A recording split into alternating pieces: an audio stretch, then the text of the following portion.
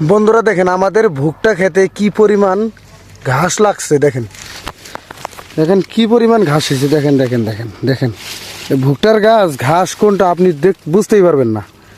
তো যাই হোক, এই ঘাসগুলো প্রত্যেক দিন আমরা রাত্রে দেই গরুকে। দেখেন কি পরিমাণ ঘাস, দেখছেন ঘাসের থোপা দেখছেন কেমন।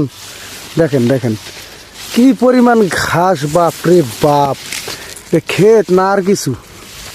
যাই হোক, এই ক্ষেতে বাংলাদেশ স্বাধীন হওয়ার পর এই ক্ষেতে এখন পর্যন্ত কেউ ভুট্টা লাগায়নি। আমরা এবার প্রথম ভুট্টা লাগাইছি। তবে দেখেন নিচ থেকে তো এইরকম দেখা যাচ্ছে, উপরে দেখেন কেমন। যাই হোক হয়েছে, কিন্তু আমার ভুট্টার গাছগুলো একটু সময় নিতেছে হইতে। দেখেন আর এইদিকে দেখেন ঘাসগুলো যখন পরিষ্কার করে দিছি কেটে দেওয়ার পর, দেখেন এখন এই যে গাছ ফাঁকা হয়ে গেছে। এখন দেখেন আলো বাতাস পর্যাপ্ত পরিমাণ পাবে। আমি একজন নতুন কৃষক হওয়া সত্ত্বেও অনেকগুলো ক্ষেতে ভুট্টা লাগাইছি। এই ক্ষেতটা আমার সবচেয়ে দুর্বল। কেউ যদি এই বিষয়ে ভালো জানেন আমাকে কমেন্ট বক্সে জানাবেন। ধন্যবাদ সবাইকে।